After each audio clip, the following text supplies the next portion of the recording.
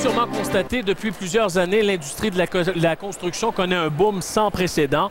Par contre, pour faire face à cette demande, il faut des travailleurs qualifiés et ça, c'est pas toujours évident.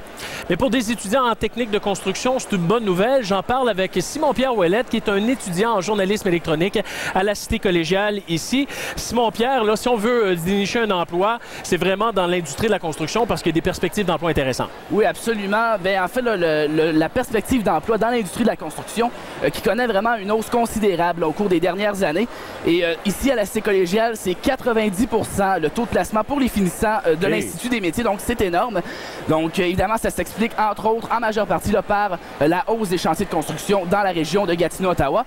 Alors, je vous laisse entendre le reportage que je vous ai préparé.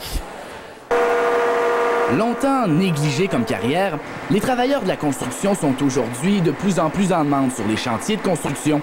Que ce soit plombiers, maçonniers ou constructeurs de bâtiments, les entrepreneurs ont besoin de main-d'œuvre.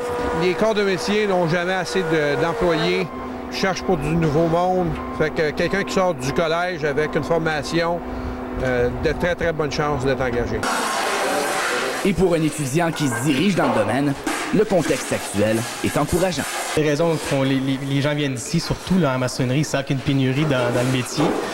Puis c'est le fun de pratiquer. En fin de compte, on aimerait avoir beaucoup plus de pratique, mais aussi on a une partie théorie aussi qui est le fun, qui complète bien le cours. Mais même si la majorité des finissants sont assurés d'avoir un emploi à la fin de leurs études, la formation n'est pas pour autant négligée. En fait, la difficulté, c'est que nos métiers sont devenus technologiques. Il doit y avoir une connaissance des codes, il doit y avoir une connaissance des lois. Il y a des obligations au niveau de la santé et de la sécurité qui sont formelles. On ne peut pas passer à côté. Et devant cette pénurie de main-d'œuvre dans l'industrie de la construction, la Cité collégiale a décidé de bâtir un tout nouveau pavillon dans le secteur Orléans.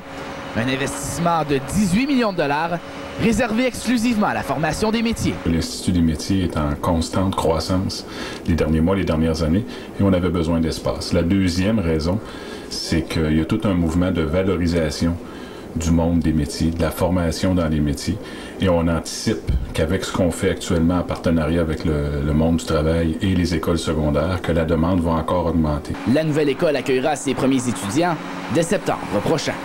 Simon-Pierre Ouellette, la Cité collégiale, Ottawa. De moins en moins de métiers réservés aux hommes. À tout de suite. Vous êtes à TVA Gatineau, Ottawa, le leader de l'information, en direct de la Cité collégiale à Ottawa.